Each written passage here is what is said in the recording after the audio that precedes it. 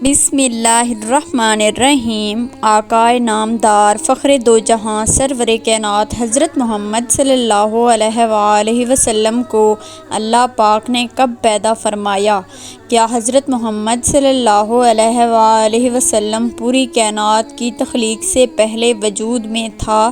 کیا حضرت آدم علیہ السلام سے بھی پہلے حضرت محمد صلی اللہ علیہ وآلہ وسلم کو پیدا کیا گیا؟ کیا حضرت آدم علیہ السلام کی طرح حضرت محمد صلی اللہ علیہ وآلہ وسلم کو بھی سجدہ کروایا گیا؟ حضرت محمد صلی اللہ علیہ وآلہ وسلم کو کون سی مٹی سے پیدا فرمایا گیا؟ ناظرین، یہ وہ سوالات ہیں جو کہ ہمارے ذہنوں میں اکثر گھومتے رہتے ہیں، لیکن ہم ان کے جوابات نہیں تلاش کر پاتے۔ آج کی ویڈیو میں ہم انہی سوالات کے جوابات حدیث اور قرآن کی روشنی میں دیے جائیں گے۔ قرآن و حدیث کی تمام تشریحات اور تفسیرات چھاننے کے بعد اول تا آخر ہمیں یہ معلوم ہوتا ہے کہ پوری بزم کونین میں محبوبیت اعلیٰ کے مقام پر ایک ہی ذات اور ایک ہی شخصیت فائز ہے، اور بے شک وہ نبی آخر الزمان تاجدار کائنات حضرت محمد صلی اللہ علیہ وآلہ وسلم کی مبارک ذات ہے۔ بھلا اس ذات سے بھی افضل کوئی ہو سکتا ہے کہ جس کے لیے اللہ پاک نے تمام مخلوقات کی تخلیق کی؟ امام آلوسی تفسیر میں حدیث قدسی بیان فرماتے ہیں، محبوب اگر آپ کو پیدا نہ کرتا تو کائنات ہست و وجود کو بھی وجود میں نہ لاتا۔ آئیے سب سے پہلے حضور صلی اللہ علیہ وآلہ وسلم کے نور کی تخلیق کی بات کرتے ہیں۔ رسول صلی اللہ علیہ وآلہ وسلم کی تخلیق کے باب میں یہ بات ذہن نشین کر لیں کہ ائمہ عقائد کے نزدیک آپ صلی اللہ علیہ وآلہ وسلم کے نور کی حقیقی اولیت ہر قسم کے شک و شبہ اور اختلاف سے بالاتر ہے۔ تمام ائمہ اس بات کے قائل ہیں کہ نور محمدی صلی اللہ علیہ وآلہ وسلم کو سب سے پہلے تخلیق کیا گیا۔ امام ترمذی حضرت جابر بن عبداللہ رضی اللہ تعالی عنہ سے روایت کرتے ہیں، میں نے نبی کریم صلی اللہ علیہ وآلہ وسلم سے عرض کیا کہ یا رسول اللہ نے سب سے پہلے کون سی چیز پیدا فرمائی؟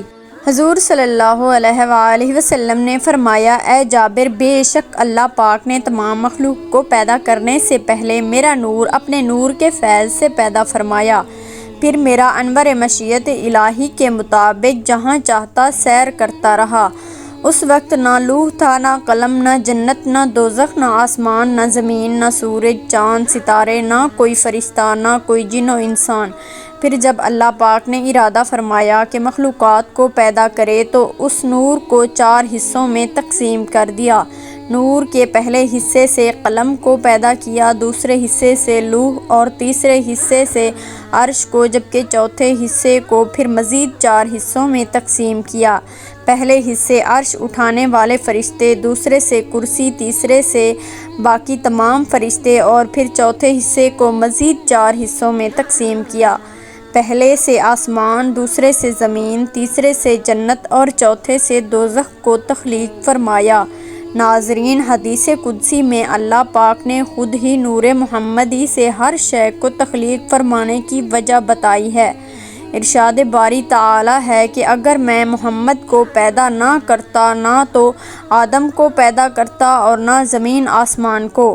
حضرت امام قسطلانی روایت کرتے ہیں کہ نور محمدی کو اللہ پاک نے حکم دیا کہ انوار انبیاء پر توجہ کرے، پھر اس نور نے سب انوار کو ڈھانپ لیا تو اللہ نے انوار انبیاء سے ارشاد فرمایا کہ یہ میرے محبوب محمد صلی اللہ علیہ وآلہ وسلم کا نور ہے، اگر ان پر ایمان لاؤ گے تو تمہیں شرف نبوت سے سرفراز فرمایا جائے گا۔ اس کا نور قرآن پاک میں اللہ پاک یوں فرماتا ہے، یعنی یاد کرو اس وقت کو جب اللہ تعالیٰ نے تمام انبیاء سے یہ عہد لیا کہ جب میں تمہیں کتاب اور حکمت عطا کر کے مابعوث کروں تو اس کے بعد آپ کے پاس میرا پیارا رسول صلی اللہ علیہ وآلہ وسلم آ جائے، تم سب اس پر ایمان لانا اور اس کے مشن کی مدد کرنا۔ امام ترمذی حضرت ابو ہریرہ رضی اللہ تعالی عنہ سے روایت کرتے ہیں کہ صحابہ نے پوچھا، یا رسول اللہ، آپ کو نبوت کب عطا فرمائی گئی؟ تو رسول صلی اللہ علیہ وآلہ وسلم نے فرمایا، اس وقت جب حضرت آدم علیہ السلام ابھی روح اور جسد کے درمیان میں تھے، یعنی ان کے تن میں ابھی جان بھی نہ آئی تھی۔ احکام ابن القطان میں حضرت امام زین العابدین سے روایت ہے کہ انہوں نے اپنے والد حضرت امام حسین اور انہوں نے اپنے والد حضرت علی سے روایت نقل کی ہے کہ نبی کریم صلی اللہ علیہ وآلہ وسلم نے فرمایا کہ میں آدم علیہ السلام کے پیدا ہونے سے 14,000 برس پہلے اپنے پروردگار کے ہاں ایک نور تھا۔ صحیح مسلم میں ہے کہ حضور صلی اللہ علیہ وآلہ وسلم نے فرمایا کہ اللہ تعالیٰ نے آسمانوں اور زمین کی تخلیق سے 50,000 سال قبل جس وقت اس کے اقتدار اور سلطنت کا عرش عالم مادی میں فقط پانی پر تھا، نیچے صرف پانی تھا اور اوپر اس کو معلوم ہے کیا تھا، اس وقت اللہ تعالیٰ نے جو کچھ الکتاب یعنی لوح میں محفوظ کیا تو اس میں ایک بات یہ تھی، محمد صلی اللہ علیہ وآلہ وسلم سب سے آخری نبی ہیں۔ اسے امام نبھانی نے انوار المحمدیہ میں نقل کیا ہے۔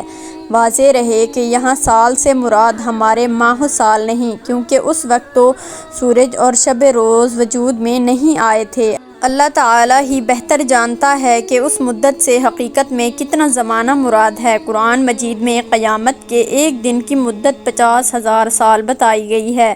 اگر یہ اعتبار سامنے رکھا جائے تو خدا جانے عرصے کی درازی کا عالم کیا ہوگا۔ یہ روایات دوسرے طریق پر اس طرح آئی ہے کہ جب اللہ تعالیٰ نے حضرت آدم علیہ السلام کو پیدا فرمایا تو آپ کو نام کے ساتھ ابو محمد صلی اللہ علیہ وآلہ وسلم کی کنیت سے بلایا۔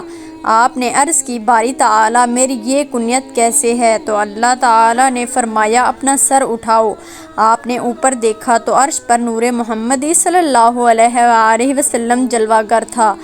حضرت آدم علیہ السلام نے پوچھا، باری تعالیٰ، یہ نور کس کا ہے؟ اللہ تعالیٰ نے فرمایا، یہ محمد صلی اللہ علیہ وآلہ وسلم کا نور ہے، یہ تیری اولاد میں سے ہوگا، ان کا نام آسمانوں میں احمد اور زمین پر محمد ہے۔ اگر میں اسے پیدا نہ کرتا، نہ تو تمہیں پیدا کرتا اور نہ زمین آسمان کو پیدا فرماتا۔ یہ تو تھی نور محمد صلی اللہ علیہ وآلہ وسلم کی تخلیق۔ اب سوال یہ ہے کہ نور محمدی صلی اللہ علیہ وآلہ وسلم کو جسد محمد میں کیسے داخل کیا گیا؟ یعنی حضور صلی اللہ علیہ وآلہ وسلم کا جسد مبارک کیسے بنایا گیا؟ اس بارے میں حضرت کعب احبار رضی اللہ تعالی عنہ سے روایت ہے کہ اللہ نے نبی آخر الزمان سرور کائنات حضرت محمد صلی اللہ علیہ وآلہ وسلم کو جب پیدا فرمانے کا ارادہ فرمایا تو حضرت جبرائیل علیہ السلام کو حکم دیا کہ ایسی مٹی میرے پاس لاؤ کہ جو میرے محبوب کے جسم اطہر کی تخلیق کے لیے لائق ہو۔ حضرت جبرائیل 3 دفعہ زمین سے مٹی لے کر گئے، لیکن اللہ پاک نے فرمایا، یہ مٹی میرے محبوب کے لائق نہیں۔ پھر حضرت جبرائیل علیہ السلام یثرب کی زمین پر اترے، حضور اکرم صلی اللہ علیہ وآلہ وسلم سے روضہ مبارک والی جگہ سے سفید مٹی لے کر بارگاہ خداوندی میں حاضر ہوئے۔ امر خداوندی سے اس کو تسنیم کے پانی سے گوندا گیا، جنت کی نہروں میں دھویا گیا، اور پھر اللہ پاک نے نور نبوت جو کہ حضرت آدم کی تخلیق سے 14,000 سال پہلے اور زمین و آسمان کی تخلیق سے 50,000 سال پہلے پیدا فرمایا گیا، روضہ مبارک کی سفید مٹی میں رکھ کر اس کو لوح قلم، عرش کرسی، زمین و آسمان ہر جگہ پھرایا تاکہ ہر شے اللہ کے محبوب کے شرف و فضل کو پہچان لے۔ جس رات حضور صلی اللہ علیہ وآلہ وسلم کا نور انور حضرت آمنہ کے بدن میں داخل ہوا تو وہ جمعے کا دن تھا۔ اس رات کے دوزخ کو بند کر دیا گیا اور جنت کے دروازے کھول دیے گئے اور ٹھنڈی ہوائیں زمین پر چلا دی گئی، اور ایک منادی نے پوری کائنات میں ندا دی، سب گواہ ہو جاؤ کہ چھپا ہوا انور اپنی والدہ کے بطن میں آ چکا ہے، جہاں اب اس کے جسد عنصری کی تکمیل ہوگی اور وہ لوگوں کے لیے رہبر بن کر دنیا میں تشریف لائے گا۔ روایات ہے کہ اس دن سے قریش پر سے سخت قحط کا خاتمہ بھی ہو گیا۔